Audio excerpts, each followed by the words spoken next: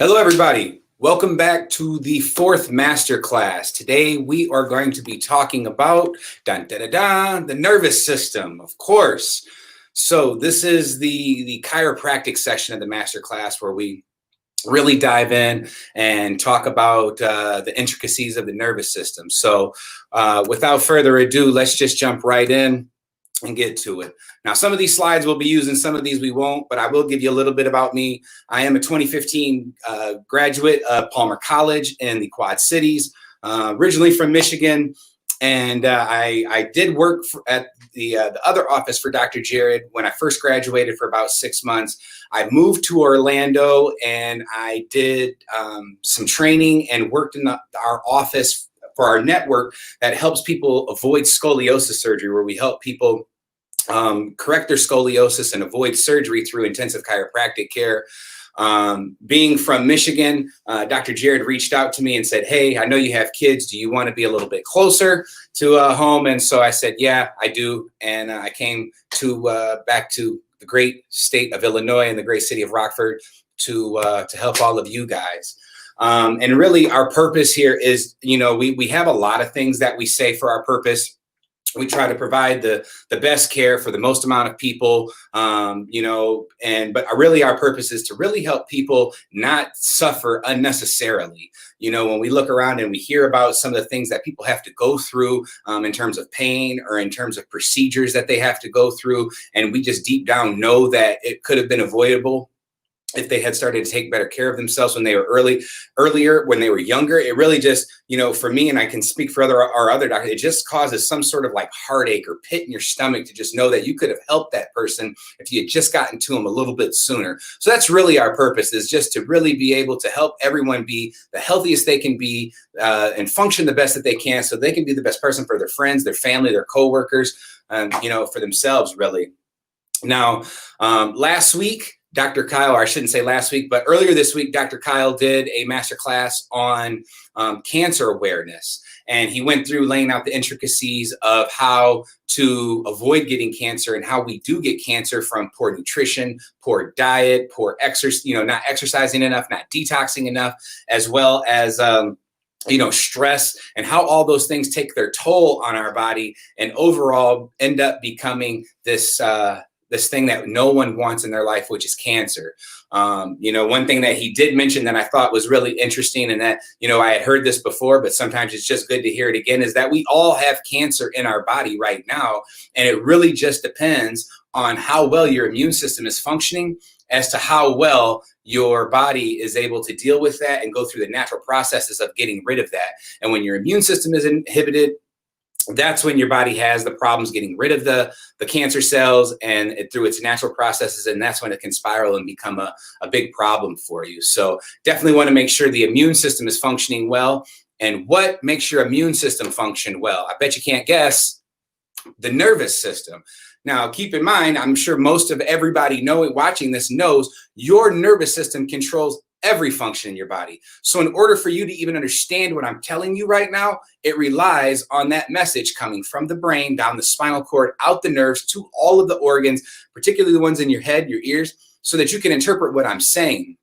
And this is what we're going to get into. This is going to be the meat and potatoes of today's talk, as well as what we really stand on as the foundation of chiropractic, is the nervous system. So one thing that you can tell by the nervous system, or by the body, is how essential any one thing is to the body by how long you can go without it.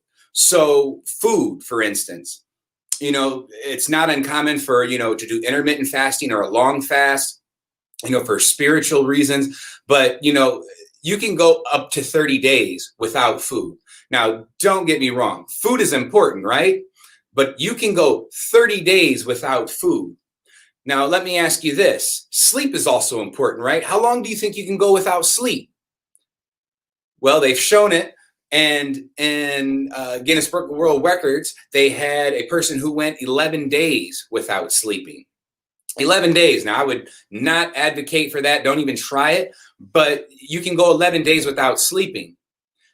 Now, let's get down to water. Now, water is a little bit more important. Most of our body is made of water, so we're going to need that more often. But you can go anywhere from up to 4 to 7 days, depending on the person, without any water. Now, talking about the nervous system, how long do you think you can go without any nerve supply? Not long, right? If I had a knife or I had a sword and I, chopped your head off, how long do you live? Not long, right? And that's because the nervous system, the brain, can't get the message down to the rest of the body. And so that is just, one example of how important nerve supply is to the body. You can't go 1 second without it. Okay, so it makes sense to want to maintain that, want to take care of it, and make sure that that's functioning in its most optimal position, and so that we can be the best that we can be. Now, next thing I want to get into is biopsychology. Now, this is the study of how our brain activity affects our behavior, but more importantly, how our behavior is affecting our brain as well. So, meaning now there's two types of flow in your brain or in the nervous system. One that's called afferent, and one that's called efferent transmission. Now, they don't get bogged down in that, but basically what that's saying is that there is a message that comes from the brain down the spinal cord. Let me turn this way. From the brain down the spinal cord out to the organs to make that happen, out to your periphery. So touching things, seeing things. But what about everything that you see and it has to come back up and get back up to the brain? Now, that's what biopsychology is talking about, is how not only how what we do affects our behavior, but what we see, what we learn, all our experiences, how that comes, how we learn from it, and how our body adapts to it. And it goes to the different parts of our brain. Now, the occipital lobe here in the base of your brain, that's going to be more for like your visual stimuli and interpreting information. Now, your temporal lobes are going to be more for like interpreting sound. Frontal lobe is going to be like motor skills and some of your higher thinking processes. So brain and your spinal cord make up what's called the central nervous system, and they're the most important areas of your body, or the most important organs of your body, because they're the only organs in your entire body that are completely encased in bone, being your skull and the spinal column. Which brings me to my next point: spine controlling everything.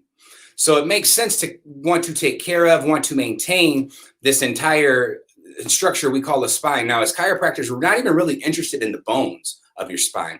The only reason that we're even really interested in the bones of your spine is because they show the health of what they protect. So it gives us an inclination when we see damage on an x-ray, it gives us an inclination on how long a problem has been there. Now, probably one of the biggest examples of this would be Superman or Christopher Reeve. So most people know Christopher Reeve as Superman, and they remember that he had a horse accident where he was bucked off of the horse and he hit his chin, and he got a fracture right at the top of his spine called C1 or Atlas. Now, that was right at the top, so you can see that anything that was below that, there's no way that that can work properly if you're not getting the proper function here at the top. Now, if you remember, he had to have nurses that would, push on his stomach to help him go to the bathroom. He's on a machine to help him respirate, so he could breathe and live. But more importantly, he was only in that chair for 9 years. However, when you look at his autopsy report, which is in his book, if you care to see it, it said that it looked like he had aged more than 30 years. Now, that is because when you have pressure on your spinal cord, your nervous system, this is what produces something called advanced aging. So if you've ever, felt like you were older than you were, or, you had a organ that was starting to, fail, or, it's from this chronic pressure that's on your nervous system, and it accelerates the wear, it accelerates the aging of that organ or of the entire body itself, not just of that one organ. Similar to if you drive your car out of alignment, it's going to begin to wear on those parts, create a bigger and bigger problem until you do something about it. Same thing in your body. Now, as B.J. Palmer, he was the developer of chiropractic. He said that nature or God needs no help. It just needs no interference. Now, the interference that he was speaking of is what we call subluxation. Now, we're going to be getting into subluxation and talking about, how you get it. But the textbook definition of subluxation is where a vertebrae has lost its proper position. We call it a juxtaposition, with the segment above, the segment below, or both and to any extent less than what's called a luxation or a complete dislocation. So there's the proper form, there's the proper position, there's where it's completely out of place, and anything in between is what's called a subluxation, and it puts pressure on nerves and it interferes with how the brain is able to communicate with the body. And so that's what BJ was talking about. He said the body doesn't need any help. It just needs no interference. And because when your body or your spinal cord and your nervous system have this interference or this subluxation in them, there's no way that your body can function at 100% like it's supposed to. Which brings me to my next point. Getting to functioning like you're supposed to. Now, if you're a current client in the office, you are very familiar with this function chart here. And what this is basically saying that is if 0% function is death and 100% function is optimal life, which is that's where we all want to be, that you will not begin to get a symptom until you've lost approximately 40% of the function of your nervous system. So that's how you are able to have an accident or an injury and you have a little bit of pain or you have something, from it, and then you move on, that pain goes away. Now the problem still, so let's use a car accident, for example. Say you get in a car accident and you do not go to a chiropractor, you do nothing. You have a little bit of muscle stiffness, lasts about a week and you don't do anything and you start to feel better. Now, very common cause of, I shouldn't say cause, but a very common thing to happen during a car accident is something called whiplash. And that's where the head slings forward and slings back in a very quick manner. And this causes not ligament damage and loss of curve in your neck. Now, if this was some mechanism that happened in your car accident and you were sore for, say a week and then you did nothing about it and you moved on, that problem is still there. That problem is still building, even though you may not feel it. So you may have started somewhere up here. And as the years go by, this pain begins to get more and more, but it's not until you get to that 60% that you're going to get your first symptom. And this is when commonly people start to seek out treatments, whether it be medical, chiropractic, when they've already got their first symptom. Now you're already below this 60% by the time you get your first symptom. So they seek out chiropractic, they get a few adjustments, and they jump back on the side of the 60%. Now we've got you on the side of the 60% where you need to be, where you're not getting any pain or any symptoms. However, it makes a difference of the type of chiropractic care that you are receiving. So if you're receiving what's called relief care, where it's come see me when you need me, there's no warm-ups, go straight into the room, get adjusted. As soon as you're done, you're done, you can leave. That type of care is going to have you going in a circle around this 60% here. Reason being is because you stopped when you got out of pain and you're going to start to creep back under the 60%. Now, it may take you 1 week, it may take you 1 year, but you're going to be actively going back because your health is never standing still. You're either actively getting healthier or you're actively getting sicker. There is no standing in between. So if you get above the 60% and you stop your care, you're going to be creeping back under. Then you go to the chiropractor and you start doing this cycle. Now, what we do in our office is called something called corrective care chiropractic. So that is where you come in with a problem. We want to help you get out of that pain, which is what I tell patients all the time. That's the easy part. Getting you out of pain is the easy part. Now, helping you fix the problem and maintaining that and getting you fewer and further episodes and fewer and further time between those episodes, that's the goal. That's the dream right there. We want to get you as close to this 100% as we can. Of course, we're fighting a lot of things these days. People, they sit a lot at their jobs. Most people, no matter what job you have, including my own, there's some level of repetition to your job. Now, that repetition is what can cause the subluxations, and the reason that you're going to be to maintain your spine the rest of your life, which is something I've heard. Have you ever heard people say, I don't want to go to a chiropractor because once you go, you got to go the rest of your life. Have you ever heard somebody say that? And when I hear that, it makes me laugh because it's like, if you start to go to a dentist, did you know you're going to have to brush your teeth the rest of your life? Did you know you might have to go get a cleaning the rest of your life? If you started to lose weight, did you know that was a lifestyle thing? Did you know that as soon as you start to eat bad, you might gain some weight back? You might have to eat healthy the rest of your life. So I say that to say, how long do you want to have a healthy spine? That's how long you should go to a chiropractor. How long do you want to maintain? How long do you want to be the best you? How long do you want to have the best quality of life? That's how long you should see a chiropractor. And, for many people, that might be a different answer. But for me, as long as I can, I don't want to, age. I want to stay as young as I can for as long as I can. That way I can do the things that I want to do when I want to do them and not be hindered by such things as we're going to talk about here in just a little bit, old age or, this or, that. I want to be able to live the way God intended me to and doing the things that I want to do well into my life. So the normal positions of the spine, as you can see here behind me, there are supposed to be 3 curves in your spine. One here in fact, how about I use this?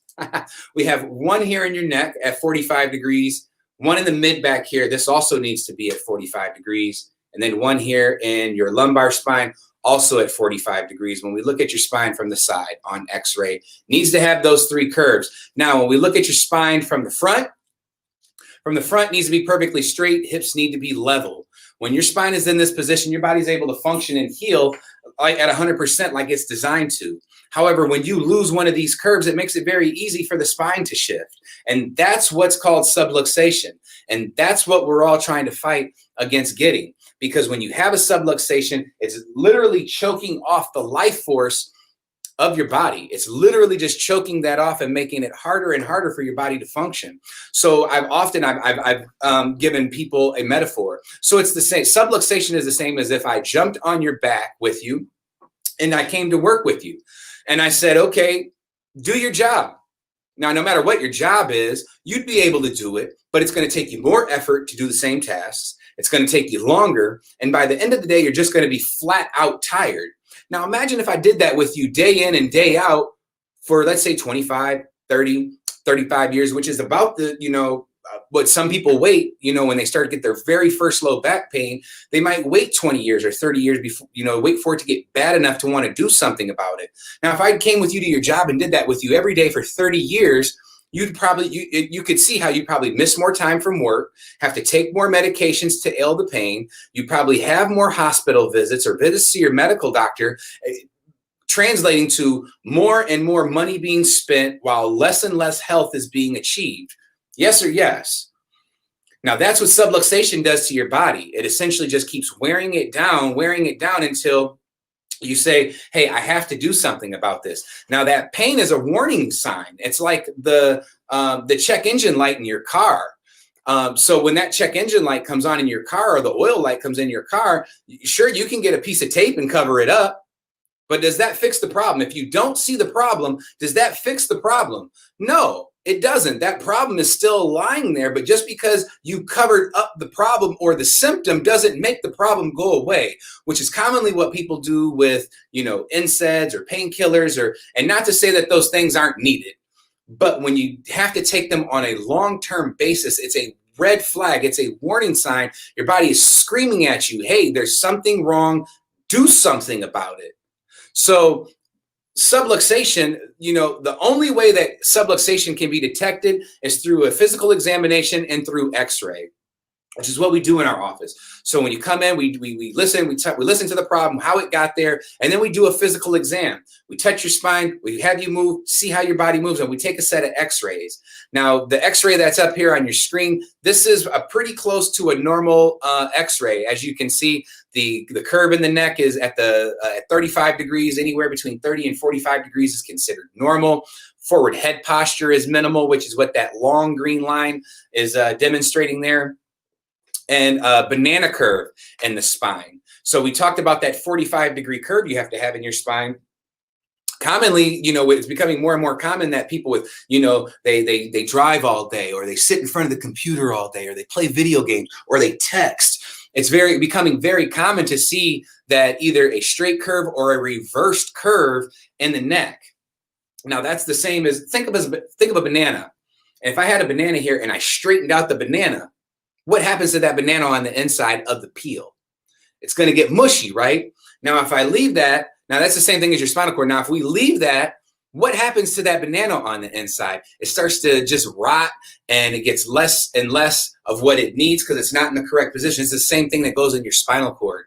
So you have to have that 45-degree curve because it takes tension off of this midbrain, or the brain stem here that I'm circling here at the top. And it also allows for what's called cerebral spinal fluid to get down to the rest of the spinal cord to bathe the spinal cord, which is essential for life.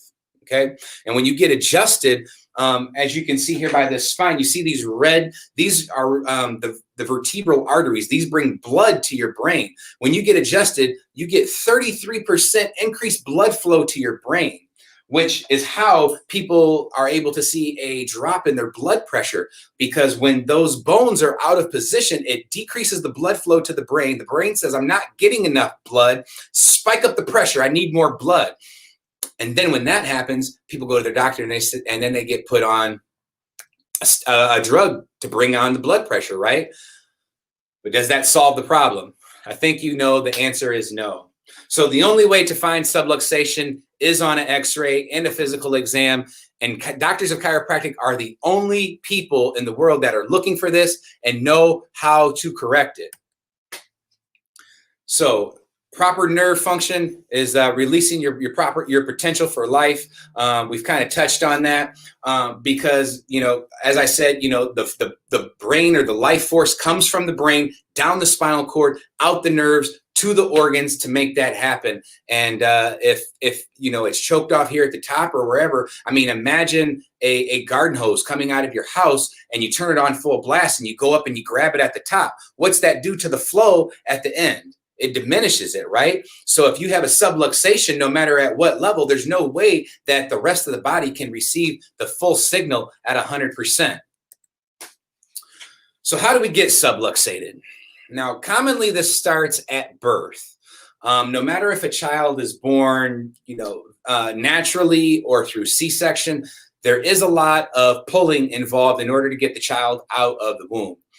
In fact, on average, it's about 75 pounds per square inch. Now, that's the same as grabbing the baby by the head and walking around with the baby by the head, which no one would ever do, right?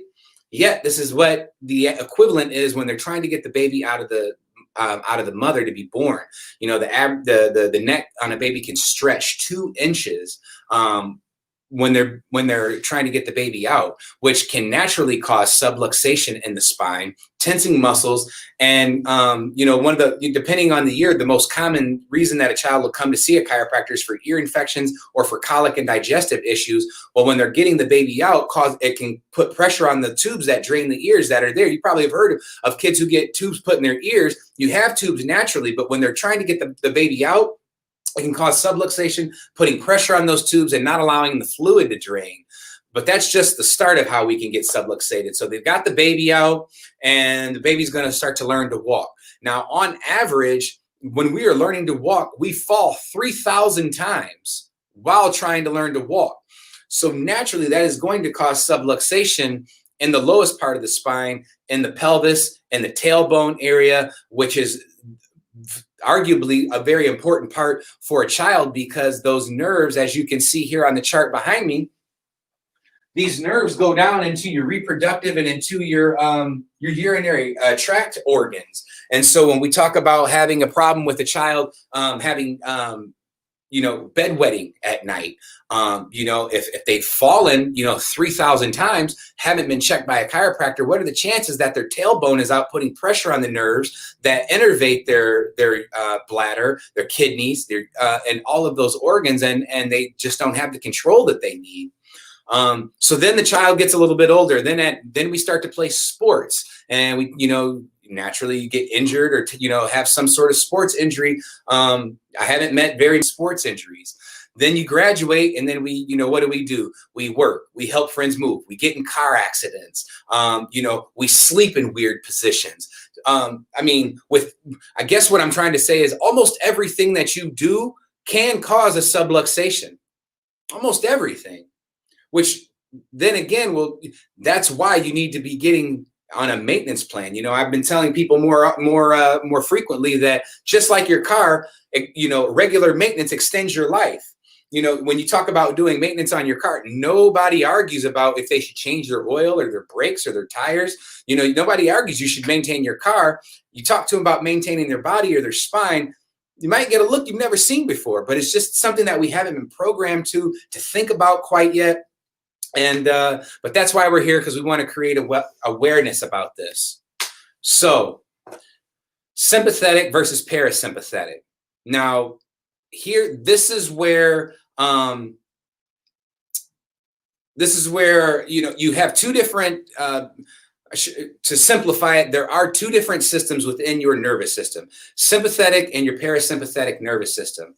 Now, most of us live in the sympathetic side, which is the fight or flight response. So when you've gotten in a car accident, when you hear a gunshot, or when you've been confronted, or when you hear that someone has gone into the hospital that you care about, and you get that response, that pit in your stomach, this is putting you into a sympathetic response, that fight or flight response. This is where most of us live day in and day out, because we're so stressed that our sympathetic nervous system is always turned on. Our body's always thinking we need to run from a bear, or we need to run from X, Y, or Z trigger.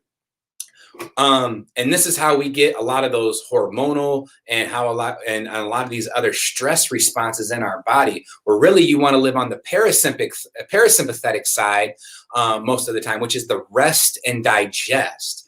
It's okay to be in the sympathetic side or be in that fight or flight mode when you're being chased by the bear, or when, something stressful is going on, or, an event, but you don't want to live there. Most of the time you want to be on that rest and digest side. But, getting adjusted is what helps get you back to that side, because when you get adjusted, it helps decrease that stress hormone cortisol, the production of that in your body, and helps you return to regulation, or what we call homeostasis. All right, so before we get into this, I'm going to share a secret with you guys. Secret word is within. All right, nutrition. So nutrition is very vital, very key to maintaining your nervous system and maintaining the proper health. Because if we are adjusting your spine, we're correcting your subluxation, let me back up. The founder, DD Chiropractic, BJ's father, said there's 3 causes to subluxation: thoughts, traumas, and toxins. So nutrition is going to fall into this toxin area. So if we are adjusting your spine and we are correcting your subluxation, but you are filling your body with crap and toxic processed food, what is the likelihood that your adjustment is going to hold for a less amount of time than someone who eats a good diet or eats a healthier diet? I don't think it's any secret that eating well is essential for health, but it's also essential for your spine health, because what you eat, essentially, you become. You've probably heard that, you are what you eat. But to take it one step beyond that, you are what you ate. Does that make sense? So if you eat hamburger for dinner, you are what that cow ate. Now, if that cow was fed a diet of grain and corn, which is not its proper diet, the fat ratios are going to be off. But then naturally, because it's not the animal's proper diet, it's going to be a more unhealthier animal, which is going to leave the farmer wanting to get it to slaughter so that it can get paid. So it's going to have to get more steroids, antibiotics, hormones, so that it can grow and stay alive long enough to get it to feed. Now, when it gets there and you buy it, you assume all those hormones, steroids, antibiotics, anything that it ate, keep in mind, it ate grain and corn, so it was inflamed. It had an inflammatory process. It had disease processes building in its body. You get to assume all that when you buy dirty meat, dirty vegetables, dirty anything. You are what you ate or what was sprayed on your food. You assume that too. So keep that in mind. Exosomes. So this is basically what I just laid out for you. I got a little bit ahead of myself talking about you are what you eat, but essentially all of your food contributes and goes into something called your gut microbiome. Now, your gut microbiome is made up mainly of virus and bacteria that are in your gut, but this is essentially what your immune system is and your gut health. So you actually have a second brain in your body, and it is your gut microbiome. So when you take an antibiotic or you eat an antibiotic from an animal, it helps kill the good gut bacteria in your body. So an antibiotic does take out, it's not good for viruses, it's only for bacteria. It'll take out all of the bad bacteria you don't want, but it takes out all the good, which is most of your immune system that lies in your gut. So that's why you've heard us tell you that if you've been on an antibiotic, that you need to be on a good probiotic for at least 30 days past, meaning, and a good probiotic meaning a minimum of 50 billion probiotics for the next 30 days to restore your gut microbiome so that you are not at risk for reinfection within the next 4 to 6 weeks. Because if you have an infection and then you take something and it knocks your immune system down and then you come into contact with something else, what's the likelihood that you pick that up too? So that's why, getting, a probiotic, if you have been on one, restoring that is what you want. Also, the pesticides, the antibiotics in our food, that kills it off. But also, like I said, this is your immune system. So, that is how getting adjusted will increase your immune system. You can see behind me, over that shoulder, how this part of your spine goes directly into your stomach, which is where your immune system lives, which is made up of viruses and bacteria. And that's how your immune system gains competency. So it doesn't really make a whole lot of sense to shield or hide yourself from any viruses or bacteria that may be prevalent in your immediate area or situation, because that's how your immune system gains competency. That's how you gain competency, is through experience, right?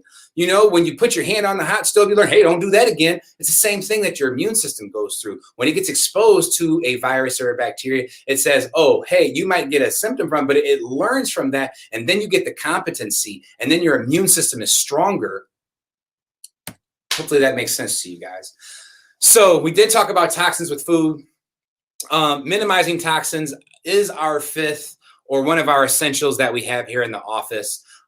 Reason being is because you can only have so much toxic load before it starts to spill over and become a symptom of its own kind. One of the most common symptoms that we see from being too toxic is something like seasonal allergies. I'll give you a personal narrative of myself. As most of you know, I love to golf.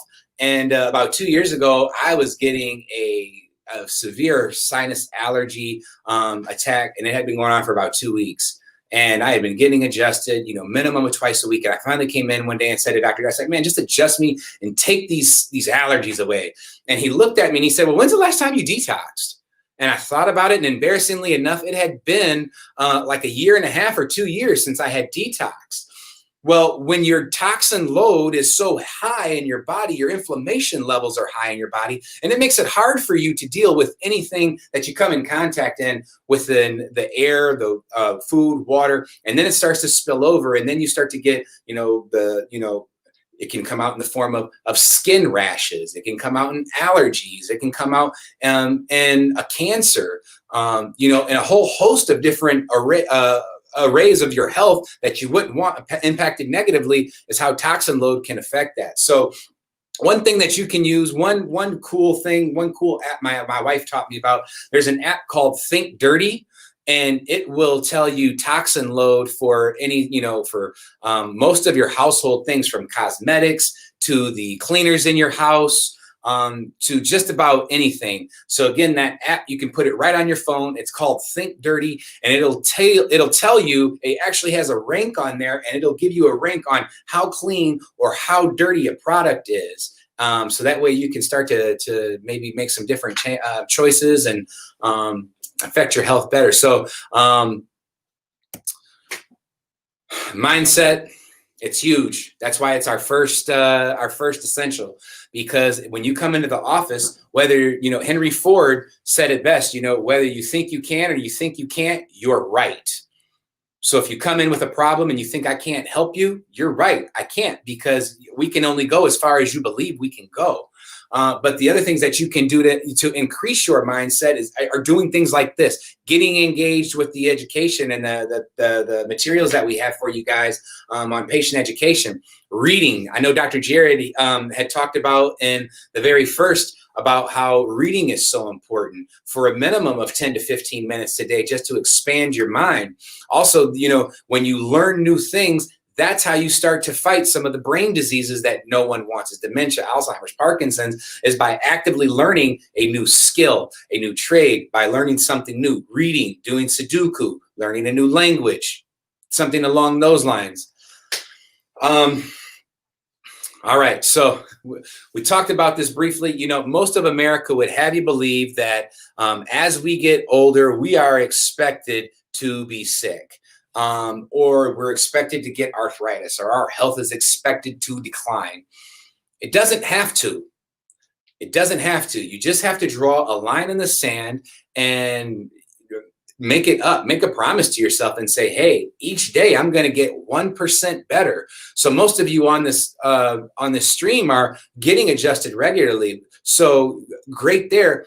But I encourage you, I implore you to think about, where is one area of your body that you could, or health that you could get just 1% better to take your health to the next level today and be healthier tomorrow for not only your children, your grandchildren, your great-grandchildren, your coworkers, your friends, your family, the people who depend on you the most, as well as yourself. Because I know you really depend on yourself the most, because you really want to have a high quality of life.